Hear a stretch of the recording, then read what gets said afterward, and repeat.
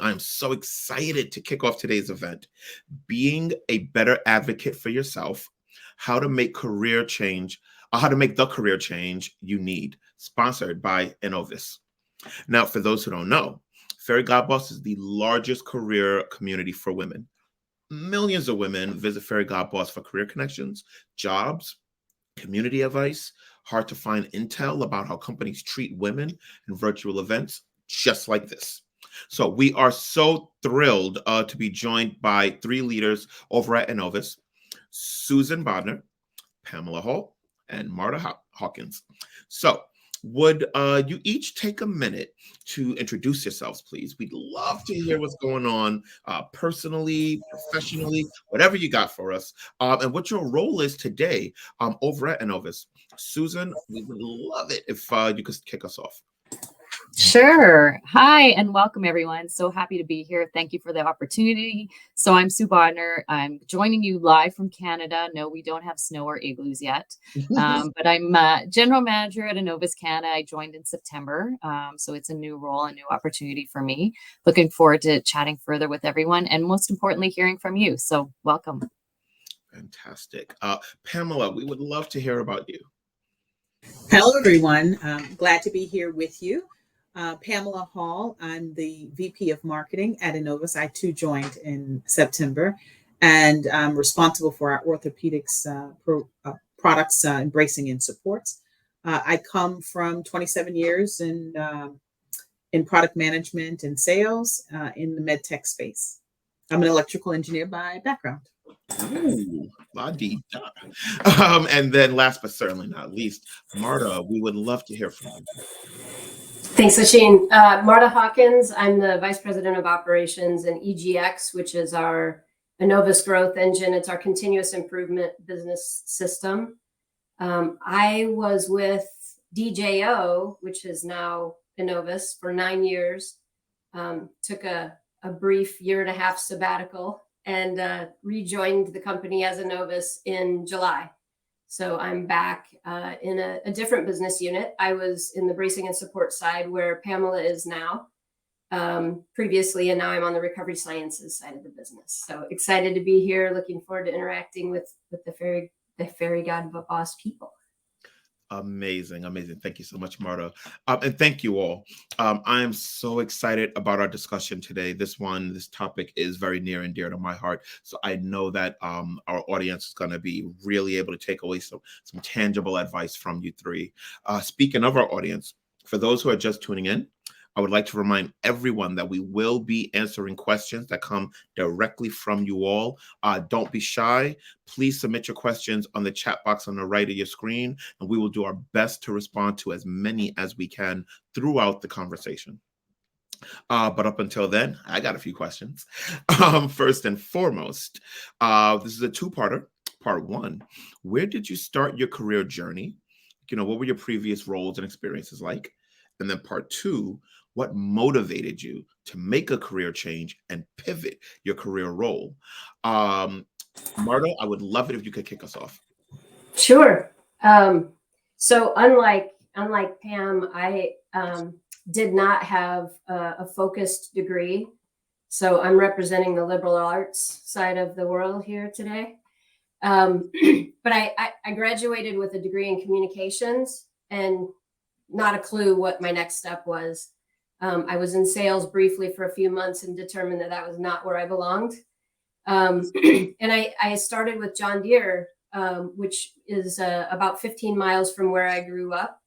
So it was kind of like the best game in town. If you're going to live in the Midwest in that particular area, it was a great place to start your career, certainly, and to work. So I started in a 4 million square foot manufacturing facility in Illinois, in Western Illinois. I began as a vacation replacement production scheduler, which it has occurred in several different parts of my career. It provided me an opportunity to very quickly learn a lot about how everything in the factory came together. I had to learn how to schedule each one of those departments. And, it was a great way to learn, to build cross-functional relationships, gain more knowledge about manufacturing. So I was there for 9 years, promoted regularly. and I ended up moving it from manufacturing briefly into purchasing. So I jumped into the supply chain side of the world, and I was a steel buyer during a very interesting time in the steel procurement history. I was motivated to make the change both geographically and really fully moving into the supply chain side of the business, because I wanted to get more full, broad operations experience. I liked how everything came together in all the various aspects with engineering and manufacturing and operation and supply chain. So it gave me a different view and a different ability to grow in my career in that area. Also, I moved to San Diego, so the not having winters was kind of beneficial as well. Very, very cool. Thank you so much, Marta, for sharing such a detailed journey there. Really appreciate that. Pamela, we would love to hear from you as far as how you started your journey and, what were your previous roles and experiences like? Mm-hmm. So, I've always loved STEM, even as a kid. So I studied physics and math in undergrad. I knew that I didn't want to teach, but I'd rather make or build things. And even all of my summer experiences were in manufacturing facilities. So I went on to graduate school to get an electrical engineering degree, actually a more focused degree so that you can actually move into business. And I joined GE in their operations management leadership program. So a training rotational program, which was fantastic, moving from different plants, both in the US and in Mexico. So in my early part of my career, I learned operations, quality, yield, productivity. I then did Six Sigma, continuous improvement, which to me are foundational learnings for any job you have later on. So this is how my brain works today. I then went on to corporate audit staff for GE, which taught you the whole world of business. How do you make money? Where are you leaking price and profitability? And so it really piqued my interest. And that was sort of my foray into running P&L. So post audit staff, I led commercial finance P&L and then moved into GE Healthcare shortly after. So more than half of my career in med tech.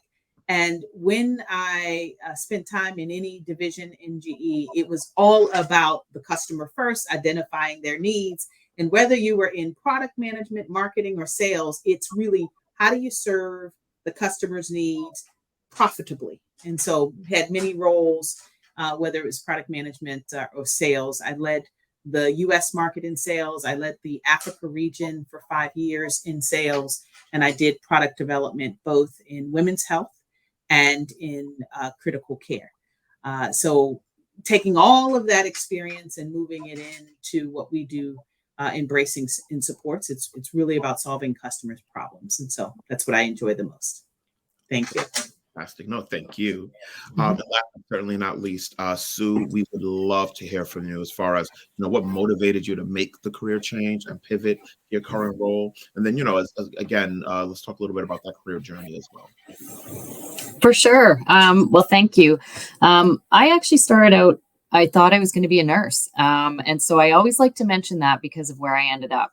I think just those fundamentals of wanting to be a giver or, helper, if you will, were deeply rooted. I never actually practiced nursing because back in the day, there weren't a lot of jobs going around when I was going through school. So the pragmatic side of me said, this doesn't make sense. I'm paying for school and I'm not going to have a job. So I quickly pivoted to, a financial services role. And that's where I really carved out that I had a passion for marketing. And more specifically, similar to Marta, I ended up taking a degree in communications with kind of a major in marketing. And that was really where my brain just seemed to fire on all its synapses. And I liked the strategy part. I loved understanding how to, pull those strategic level levers to have an impact with both, customers and what has ended up being patients in this journey.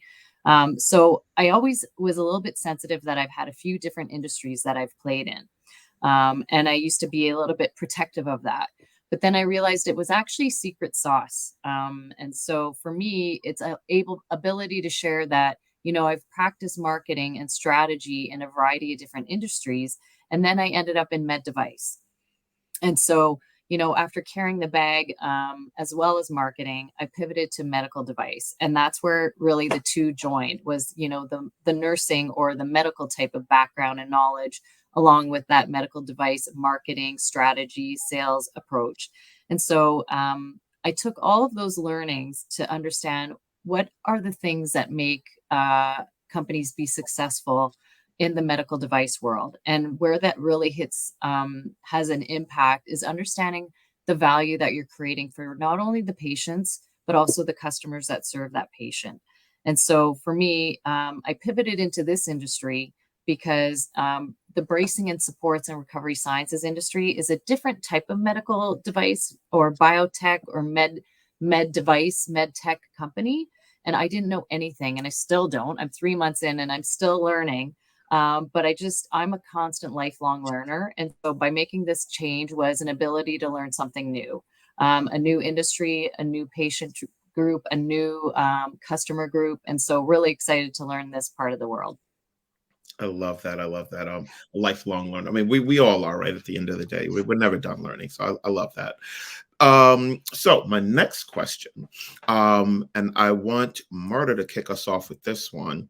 Now, knowing when and why to make a major move in your career is so challenging. Any advice to our listeners on tips and tricks for knowing when is the right time to make a major career move? Well, I think it's on the theme of learning. I think, personally, I think when you're at a point where you feel like you're not learning, you're not excited, you don't feel like there's a next step for you to get to another path of learning, it might be time to consider a change. I think we all tend to compare ourselves against others, titles, salaries, opportunities. Sally from high school got a bigger title than I did earlier than I did. And, that competitive side of us, I think it can actually, it's interesting when I think back over I started adding up the years of my career and got a little sad. But as I think about, early Marta versus current Marta, I was really focused on, because of my competitive side, I was very driven to try to, climb that ladder as fast as I could. And I think the challenge with that is you skip some of the learnings along the way. You need to sort of, master each thing and then take the next step a little bit. And sometimes you fall into things and learn things and shift gears along the way by accident. It's not always, and sometimes not often, planned. I think I always look at how you feel on Sunday nights. Are you dreading going into the office? Or, is your boss already starting to bug you with 1,000 things that he wants done before Monday morning? It's the environment and the culture. But think of how you feel and really think about what is it that you want? Why are you interested in potentially making a move, right? Is it the role? Is it the company? Is it your direct manager? Is it that internal competition that may not even make sense? Really understand what your own motivation is for wanting to make a change. And don't let fear get in the way of change, right? I mean, I'm not advising everyone to run out and quit your job without having something else lined up, but I think it's important for people to, we are in charge of our own happiness. Mm-hmm. And sometimes, even in the office, you can get drugged down by people that are kind of negative in a bad spot themselves, and don't play off of that. Think about where you're at, network with people internally and externally, and figure out what opportunities exist and what might kind of reignite that fire in you, whether it's internal or external to your current company. I absolutely love that. You touched on so many key, important things there. Pamela, I would love for you to be able to follow up and give us some more tangible tips and tricks on, just knowing when is the right time to make that career move. Yep. Well, one, I think what Marta says, you have to look for the signals, because you internally, you're triggered as to what you want. So pay attention to those signals. But the other piece I would say that I did my career as just being open, right? So don't get so caught into a clock. Definitely can't compare it to others because your journey is your journey. But if you remain open, when things come across or opportunities present themselves, you can see it and step in. The second piece I would say is always choose the hard stuff. Like even in the same role that you have right now, raise your hand to do the hard stuff, because that learning is going to leapfrog you to the next thing. It potentially provides you with exposure to other people, and therefore they're going to tap you or ask you, hey, we could use your help here. What do you think about this? And so you've got to, create a posture of openness, some boldness, and I think it will come to you. I don't think you should look at, oh, I've been doing this job for 2 years, now I must move. No, it's about the impact you're making in the role. Are you still learning in that role? And then keep signing up, raising your hand for the hard stuff. Even if it's a very specific project, when you do the hard stuff, it will open doors for you. 100%. You hit the nail on the head. I love that, you both gave, very different answers, but it all kind of melded together into almost into one answer in a way. And I just love that advice. I think this is something that our audience can literally take with them at the end of this call and apply it immediately. I'm getting excited. I'm telling you, I love this topic. So I want to hear from Sue. And in order to do that, I'm going to switch it up to another question. Now, Sue, what are some of the pros and cons of making a big career change? Like, how can one better navigate a transition? Like, do you have any advice to share? For sure. Well, the pro is, I'm going to take a little page out of Pam and Marta's book, is a challenge, right? I think, being bold means that you like a challenge. And so I think the pro is that you're putting yourself out there to learn something new, right? You're challenging yourself to learn something new. That's the benefit. The con is it can be intimidating, right? It can be a little bit, of a setback, maybe a step back, because you're willing to learn something new or challenge yourself in an industry or a company, or maybe a new place to live, right? You're asked to relocate, so there's a whole bunch of learning that comes along with what you might view as a bit of a con for a new opportunity or transition. I think the one thing that I would say is how you can better navigate is just to be open again, and they're also what you make of them.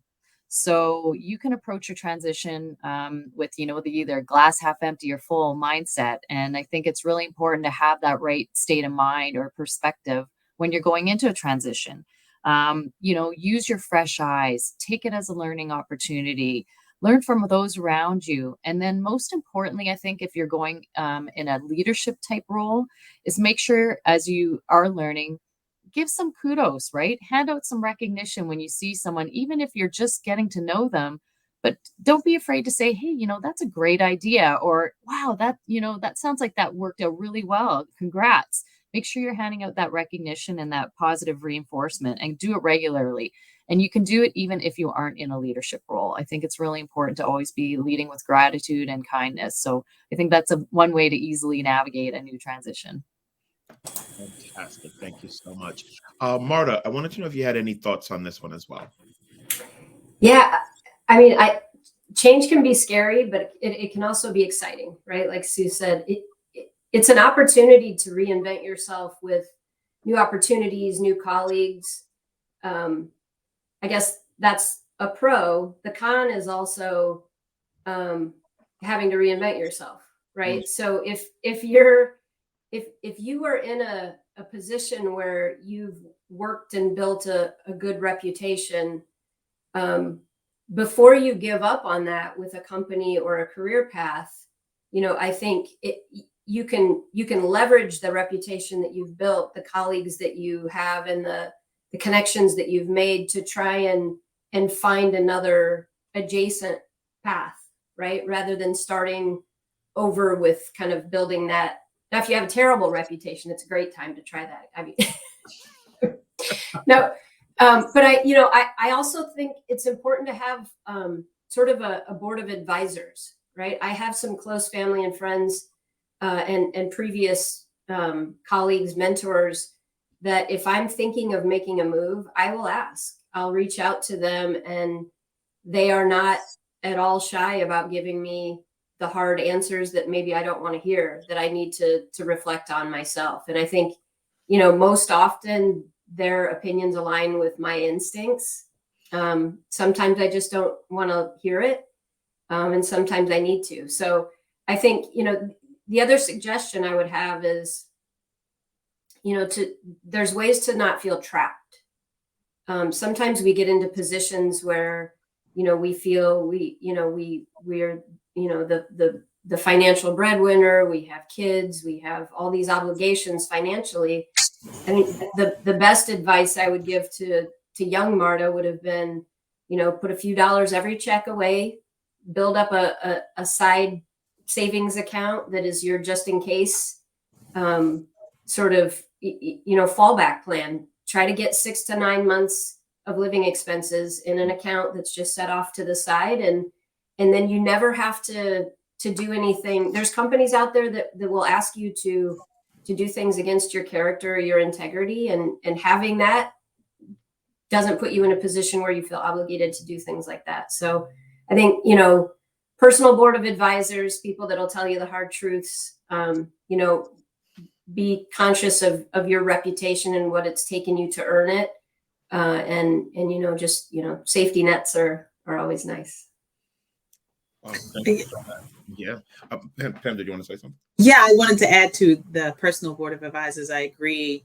And I think you lean into your advisors or mentors earlier than when you're seeking change.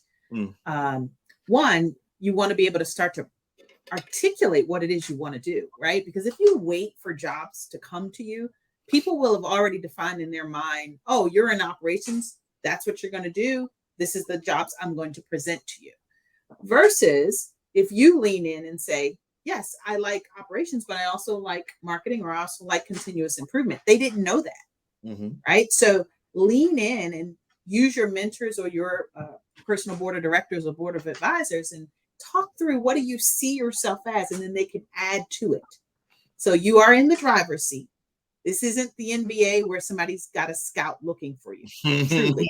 I know we all think that. We all think, hey, why not be recruited? But it doesn't quite work the same. It is you've leaned in, you've articulated, here are the things I think I want to do along my path. And then your mentors and advisors are sort of adding to that. And they now know what to listen for when they're separate and say, oh yeah, I do have a person who's actually ready for a move, interested in this topic. I'd love to connect you. But if you never held that conversation, how would people know to connect you?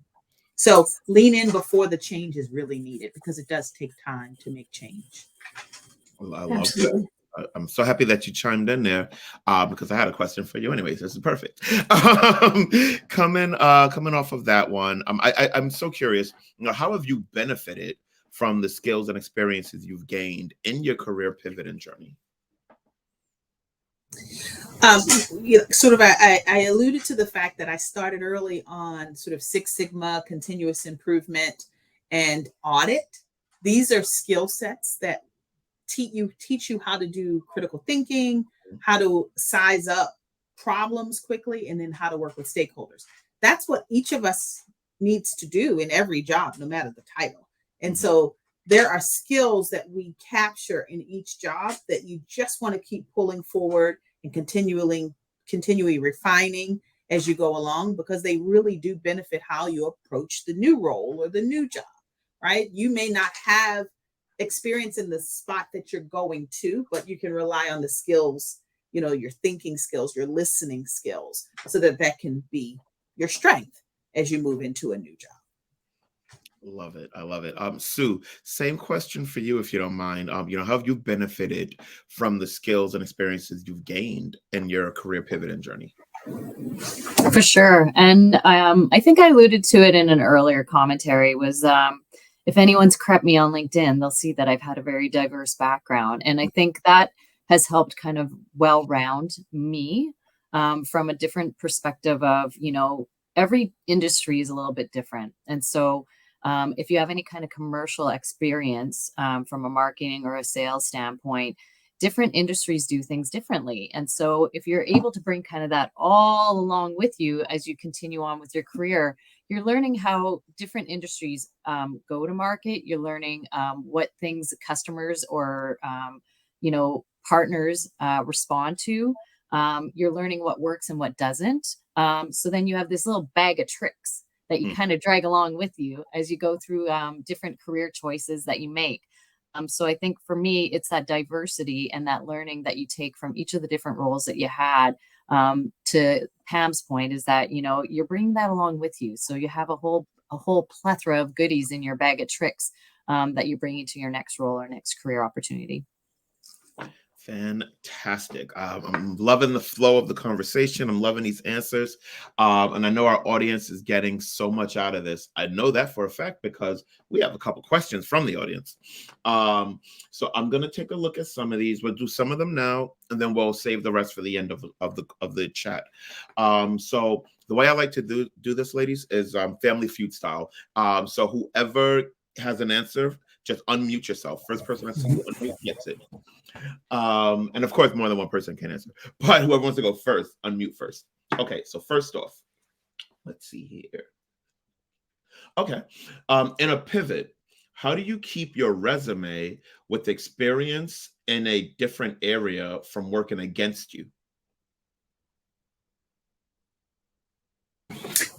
Well, I think if you're applying to a role, it's on you to articulate those experiences and pivots and how the things that you gain there apply here. Even if there was a gap in time, you can articulate what you gained from that gap and how it's going to help you in your next step, right? There's no losses. There's only lessons. So there's nothing bad on your resume that you can't build upon. And so whether you're explaining a gap or whether you're explaining you took a path to a different thing, but you like to get back into X, you can articulate what you learned there and why your passion is here and how you're going to make that bridge. But it starts first with you. You have to realize that there's no straight path to anything, right? So all of us are on these zigzag. There's lateral, there's, upwardly mobile tasks that you do, but all of them add value. So start first with you, how you view that experience, and then you've got to translate to the other person as to how that skill will move and help you. Love it. Anybody else wanted to chime in on this one? Sure. I can just add a couple of peppered comments. I would say that anyone who's going through kind of that job hunt, which I think, a lot of people are on this platform to gain that advice and guidance. So I would say, you don't have one resume, right? You have maybe 5. You might even have 10 versions of your resume that are speaking to the different areas that you're focusing on. And I think, the most important thing, and I believe my colleagues alluded to it, is understand where you're going, right? You don't want to use that spaghetti approach of like, I'm just applying for everything. You really want to be pragmatic about what you're doing. So your resume should fit each of those different roles that you're looking to seek out. And then you kind of have them in your arsenal and they're ready to go. So take the time to craft those different versions of resumes for those roles that you're looking for and targeting. Love it. All right, let's see. I think I could fit one more question in before we jump back in. Okay, here we go. If you've already made a career change, but are finding it difficult to get your foot in the door, what suggestions do you have, if any? So you've already made a career change. So you've already mentally made the change, but you haven't gotten in. That's Is that what we're okay?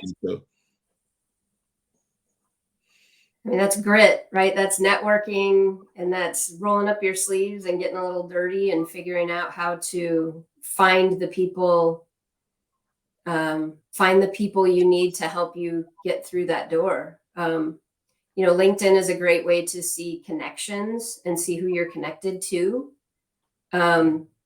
Reach into your connections, look at your past experience, reconnect with friends, colleagues from your past that might, be involved in those areas, and ask questions, buy them a cup of coffee and just ask how they got in or if they know anyone. And, I think sometimes we tend to, there's a shame in not knowing what you want to do, or if there's a layoff situation and you're taking advantage of that to maybe reinvent yourself in a new way.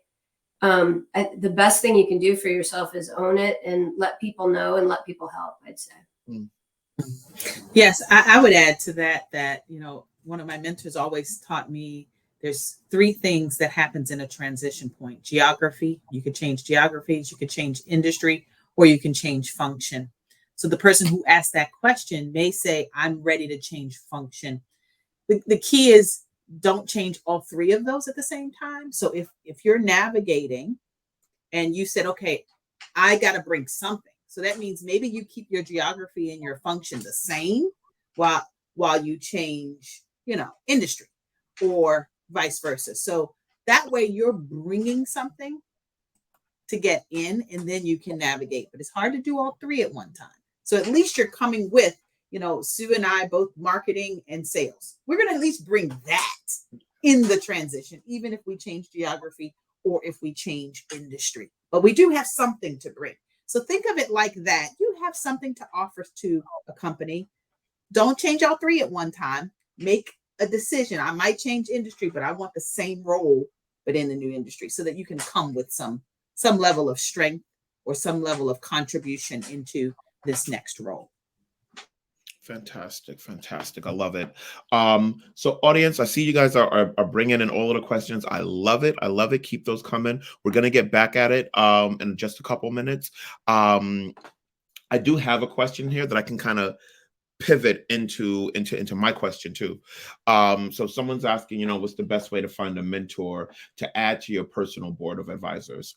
And that kind of fits into one of my questions, which was, what advice would you give to someone who feels stuck in their current career path and is considering making a change? Because I know in a lot of cases, looking for mentorship is one of those pieces of advice you would give. So I kind of wanted to combine those two in that sense. So Marta, if you could kick us off here, as far as someone feeling stuck in their current career path and they're considering making a change, do you have any advice on how they would be able to go about that? Yeah, I think it's important first to understand, what's the cause of the dissatisfaction.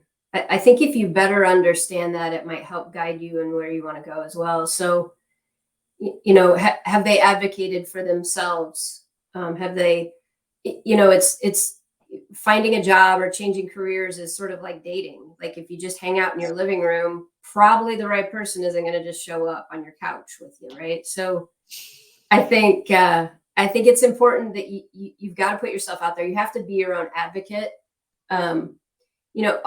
I would say often people, and I've in my experience, women specifically are uncomfortable asking for what we want and what we deserve, quite honestly, right? So if you've proven your worth and taken some time for some valuable introspection, always a big fan of a pros cons list as well, and you still believe that change is the right thing for you, then start reaching out to your networks, start letting your friends and family know.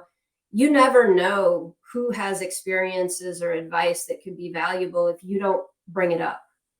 And I think, you may not know that you have it could be teachers from college or high school. It could be an old neighbor. You don't know where you're going to find a mentor unless you start having those conversations and be opening to listening and gaining perspective.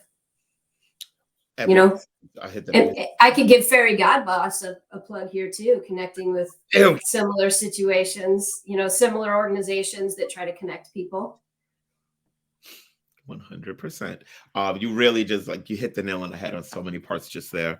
And I have been preaching for over a decade that job hunting and things of that nature is so much like dating. So I'm just happy that someone else gets it, because I've been telling this to people for so long. And they look at me like I'm crazy, but I see the similarities just so parallel. Let's see, Sue, I would love to get your thoughts on this one. Sure. I think, it is all about your network, right? And if you see someone in your network that's connected to someone else that you maybe want to take for coffee and bring into kind of your realm of your network, but maybe even as a sponsor or a mentor, I think it's that courage to lean in. Hey, Joe, I noticed you're connected to Nancy. Nancy works somewhere with so-and-so that I've really respected and I've heard really great things. Is there any way that you could introduce me? It's as simple as that, right? It's all, I think everybody can maybe buy into the saying that it's your network that's going to help you get your next job or next opportunity, right? Along with opportunities Fairy God Boss creates in terms of, creating different opportunities to sit on webinars like this and connect you. I've already got a connection. Laura, look forward to connecting with you. But create those opportunities for yourself. And I think you have to own it, as all of us have said in a variety of our answers. And create those opportunities for connections, sponsorship, mentorship, even within your existing role. I think there's opportunities if you work in a large enough organization, there's people in the company that you may want to connect with, offer to go for coffee and say you want to learn from them, right? Everybody wants to share when you ask them about, can I learn from you? That is such a great point. I think a lot of people, men and women alike, they are afraid of asking for help. And Marta, you hit the nail on the head with that one. But Sue, to your point, when you do ask somebody for help, they tend to want to help you. I've learned that as well. That's such a great point. I think that should be something that the audience takes away from. If any of you are, kind of holding back a little bit because you think they're going to think less of you for asking for that help, if anything, they kind of think a little higher of themselves. If anything, they want to be that person to be a mentor sometimes. And it's so amazing when someone asks you for help. When you were once upon a time asking someone else for help, it kind of goes full circle. So don't be afraid to do so. Pam, and don't be afraid to ask, but early. So like if you like are at your wit's end and are in an urgent situation, like, can you not get to that level? If you needed help along the way, ask earlier, because it doesn't turn on a dime like that. It doesn't turn on like you call Friday and the connection's made by Monday. But if we talk about it, we can get these connections made in a couple of weeks. But recognize that this process it requires work. It requires time. Yes. And so lean in a little earlier, before the fire drill and before, oh my gosh, I will not have work tomorrow. Right. Like the seeds, work with your network a little sooner than that, so you can get fruitful things from it. Now, emergencies happen, things exist, when those things occur, your network will come through, but because you've been nurturing that network along the way. I love that. Thank you for that. Mm-hmm. Well, it kind of goes into my next question anyway, as far as like, what's the best pieces of advice for other women who are thinking about making a career pivot? Sue and Pam, you kind of answered that right ahead of time. So if you don't mind, I actually like Marta to see if she had anything to say on this one. As far as like, any best pieces of advice for women who are thinking about making a career pivot. I think Pam and Sue did a great job. There's not much I would add to those conversations. I mean, it's the networking, piece, and it's to Pam's point, timely. Mm-hmm. I think you can always set goals for yourself. Where do I want to be in 2 years, 5 years, 10 years? And they can be stretch goals, and I think there's times where you might say, coming out of college, I was convinced that once I had my bachelor's degree, I would have this corner office and this fancy job, and none of that. I was in, metatarsals chasing parts in a factory. Like, that didn't work how I wanted it at all, but it was perfect. Right.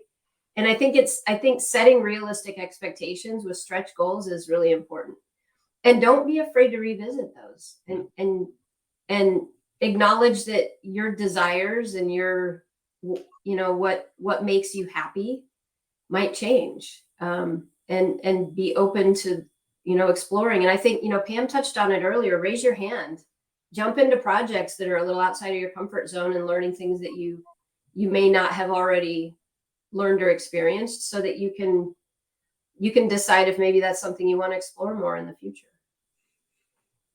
Absolutely. And definitely get out of your own head, because you're going to read the tea leaves wrong sometimes, right? You're going to say, hey, my team member got promoted and they didn't ask me. And you'll internalize that a certain way. Get out of your own head by talking to, your mentors, or even, your manager, and say, hey, how am I progressing? Where do you see me? Because I think once you hear different voices, you'll realize everybody's here to support you. Mhm. It's just maybe not in the timeline that you thought, but now you've got to now activate that so that it can get to your timeline. But I purposely have a net of peers, of good friends that do similar roles as and I talk to them, I talk through things, and then I go on about my game plan. You don't have to do this alone. There are people with lots of experiences, and you should create your little network that you can bounce ideas off of and ask questions so that you don't internalize or read tea leaves incorrectly, but use them to your benefit. You're not in this alone. It's a contact sport. Career management is a contact sport. You're the driver, but there's a lot of ways that you can sort of learn from each, from your network. Absolutely. I love that. I love that. Hashtag contact sport. All right. So I have a really good one here. I actually would like all three of you to answer because I think this is just such an important question. Marta, I would like you to kick us off. Looking back on your career, what would you say has been your most valuable career mistake, and how did you overcome it? I left Envois, I guess, was one of my most valuable career mistakes. Yeah, that'll do it. I had a very attractive carrot dangled in front of me, and I left a job I loved and a company I loved, only to learn that I was just going to spend a lot of time chasing after that carrot. I also learned, personally, I'm more motivated by people that believe in me and my personal and professional growth, right? I learned the startup environment wasn't for me. There's a lot of people that love that environment, and that's not, I dipped my toe in it. I tried it. I can check that box and say that's not for me. I have very close friends that thrive, love it, and that's great. But I think, the year and a half that I was gone, I learned some really very valuable lessons about what I wanted, what I needed, and honestly, what I deserved. I also learned where and when to draw the line. And it's funny how things work out, right? The timing, the opportunities, the connections, and I had the opportunity to return in a different division with, someone I had already interacted with in the past and work for a leader that I already had a relationship with, who believed in me, and was interested in giving me a stretch goal with some new learnings. And I jumped in, and it's been very rewarding. Phenomenal. Pamela, I'd love to hear your answer on this one as far as your biggest or most valuable career mistake. So you won't believe this, but my personal philosophy is it's hard to define a mistake, because I feel like each of the career roles that I've had were perfectly curated for me. Like, everything didn't go perfectly. I didn't always like the manager, but I don't see a mistake in any of this. I see lessons. And so for me, I think that sooner I learned that not one thing happening in any role is a mistake, but that it's more, what can I get from it? You're happier. So I would say that there have been lessons along my journey that aren't mistakes, but key lessons, like nothing's personal. Nobody's coming for you. It's not personal. And the second piece is the miss, I think, was learning that feedback is a gift for me. So if you can approach that early on, that feedback is for you, you'd come in with, okay, let me hear it right from this person's perspective. Don't immediately defend. Listen to what they're saying and try to use it to your advantage. If you come with that level of confidence, you'll actually use the feedback that you get along your journey to your benefit. You got to treat everybody around you as investors in you. And so if you're not listening to your investors, you're missing a gift. So those would be the lessons, I'd say, more so than job mistakes. I don't see any of my jobs that I've had as a mistake. And it's probably just how my brain is wired and philosophy. Pamela, you have a way with words that I have not come across it before. Thank I you. write books and stuff because I want to read more of like the things you think about. Thank you. Hey, don't make her spend time writing. We need her to market. There you go. There you go. Okay. Okay, fair enough. Fair enough. You need Settle me down, to get the there, next Christine. sale. Settle down. Last but certainly not least, Sue, I would love it if you have anything that you would like to add as far as the most valuable career mistake and how did you overcome it? Yeah, I think that's a really important point that Pam made actually was about feedback, but also about fit. And I've had to coach actually an HR friend of mine on it. So you would think that an HR person would be all about understanding fit. But a specific example, just to give some color for everybody on the line here was, here was somebody who was 7 months pregnant and in an organization that it was clear that there was just not a fit. And I said to the individual, I said, it's okay sometimes that the fit isn't there. It's okay. Right. And you know this as an HR professional. And I had to lean in on a real delicate situation where I said, your health and your baby's health is the most important thing right now versus you knocking down this career barrier that you're up against. So, put that in priority and make sure you understand that it's okay that this isn't working out for you at this point. Prioritize your own personal goals and your personal health as well as your new babies, because it's okay to walk away sometimes, right? And know that it's okay. And so that was a real interesting pivot for me because this was somebody that I always went to as part of my peer group for some guidance and feedback. And all of a sudden I found myself in the situation where I had to say, it's okay. And not to kind of put it under that umbrella of mistake, but it's just about fit. And sometimes you are in those positions where you maybe aren't feeling comfortable in those clothes that you're walking to, 50 hours a week, 60 hours a week. And it's okay to take a step back and go, okay, what am I going to do about it now? Right. And own it. And then talk about some of those things that we've already woven into the conversation that we've had today. Okay, I love that. I love that. Thank you for all three of you for answering that one. I know that one makes you really have to sit back and think. So I love how different the answers were and everything like that. So we do have quite a few questions, but we don't have a lot of time left. So I'm gonna get to them as best as I can. Maybe only one person can answer. So we'll do Family Feud style. Whoever unclicks first can answer it, and like as quick as you can, just so I can get a couple of these. I thought this one was pretty good. How do you make the transition at 20 years into a career, into a different career, without having to go all the way back to entry level? Now, I understand possibly having to drop back a bit, but that level of change in salary is a huge blow. Don't do that. Your 20 years counts. Don't do that. Don't do that. Your 20 years counts. You find the opportunity that builds upon that. So you take it with you. Please don't. Going back in a title from like your previous title, fine. But don't erase 20 years. I'm just saying build upon that. Yeah. Transferable skills. They're all transferable skills. Yeah, it's okay if it was in industry A and industry B. I was in 4 different divisions. Sue will tell you the same. It's okay. We can be in different divisions. We can be in different roles, but you don't erase that 20 years that you have. It counts. No. Let's see. I want to keep going. Okay. Here we go. Do you have any advice for finding new people for your personal board of advisors when you work at a tiny company, which limits your internal options? Look outside the company. Look in your personal life. Your dentist may have somebody, it's about taking advantage of every opportunity.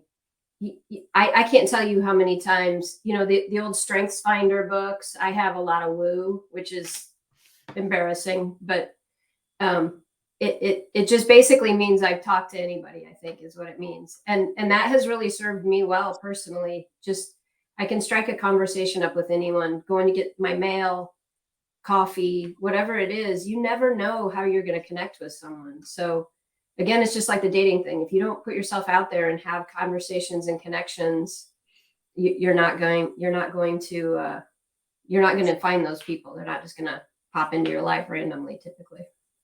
Yeah, and join groups like Fairy God Boss, or I'm in Women Business Leaders, or healthcare executives of women in healthcare. So join these different groups, because then you get to meet people. We do speed dating, and then you learn, who do I want to learn from, and then you set up time. Even hikes, meetups, anything. Just find people that share some of your same likes and get to know people. You never know how they're connected. Absolutely. Let's see. They just keep chiming in. Okay, let's keep going. Okay, Pam, this one is specific for you. Love what you said about no mistakes. What should you do if you don't receive feedback? Is it a red flag if you've asked and didn't get anything usable or anything at all? Or if you have a feeling something is wrong, but no one will tell you? Yes, go trust that feeling and literally ask and say, hey, here's the objectives that I'm tasked with. Here's my progress to date. I'm showing you what I've done. Does that line up with your expectations? You have to ask for it. If it doesn't come, it's not, there's not a nefarious thing going on. Some people just aren't frequent feedback givers, but you have to go seek it. And you seek it with your boss, and you seek it with your peers. And so, when I'm in the market with Sue, I'm saying, Sue, how am I doing? How am I serving you, Sue? How am I serving your team? How's my team serving you? Therefore, she's giving me immediate feedback. You don't have to wait for a formal annual review. Something's up. Let me check in. What more can I do? The 3 questions you can start with is, what do you want me to start, stop, or continue? You ask that, people can answer for it easily. I like that. Cool stuff. Anybody, Marta, you wanted to jump in? Yeah, I would just say how you respond to that feedback is critical if you ever want it again. So be truly open to it, not defensive, like Sue and Pam have indicated earlier. It's just important. If you're going to ask the question, suck it up. Whatever the answer is, be ready for it. Tough skin. All right. Audience, you guys are amazing. I'm loving all of these questions. I do want to bring something up as well. So we have a tradition here at Fairy God Boss of asking our panelists the following. Now, what we have observed is that, and don't shoot the messenger here, but what we have observed is that typically women do not feel comfortable enough bragging or taking ownership of all the amazing things that they've accomplished and achieved. So what I would like is for each of you to share with us an accomplishment, whether personal or professional, that you're most proud of. And I would like Pamela to kick us off. I agree with you. Women tend to not feel comfortable because we look to serve others, but you got to speak up and share what you do. I'm most proud of the work I did in Africa to bring health system strengthening to the marketplace as a part of a great team that's still thriving there. Particularly happy that I built a consortium of USAID, the company, and the Ministry of Health to help undergird primary care centers and midwives to give better care. So just stepping out of leadership and just doing something that I personally care about. So proud of that opportunity. That's huge. That's huge. You should be so proud. Marta, please jump on in. Something personal or professional. I think the first thing that came to mind for me was I led a site through COVID, and I think we all probably have a little PTSD from that time. But in the early day, it was my first pandemic. But in the early days, we didn't know what was going to happen, how long it was going to be. Everyone threw around that term essential workers. And I was I think the way we navigated COVID, I had a site of 150 associates. We worked first very quickly to do financial modeling to figure out how we could serve both our associates and our customers and the company. And it was 3 very painful weeks of pretty rigorous financial modeling with some close colleagues. And investing that time, we were able to navigate furloughs. We reached out to the teams as they were home. We made sure they were cared for and that we still covered their insurance benefits, their portion and ours. We made sure that we learned one of our associates that was furloughed was his whole family had COVID and they didn't have any water. The water in their house was broken. We took them food and water. We had multi-generational living situations in our factory, some of our employees, and we worked to educate, to keep them safe, to provide them, knowledge of how to stay healthy. And I think the thing I'm most proud of is we didn't have, in 2.5 years, we didn't have one transmittable case of COVID within our 4 walls. And I was very proud of the team for how we navigated that. Amazing. You should be so very proud of that. And Sue, please let us know anything that you're proud of professionally or personally. Well, it's a mixture of both, actually. So I started a new job in the midst of COVID. And a month later, I decided I should be doing my MBA at the same time. So I think there was kind of a blend of both happening. But to, just leverage kind of what Marta had said, is that when you start a new job, you had to create trust over a laptop screen. So no easy task, right?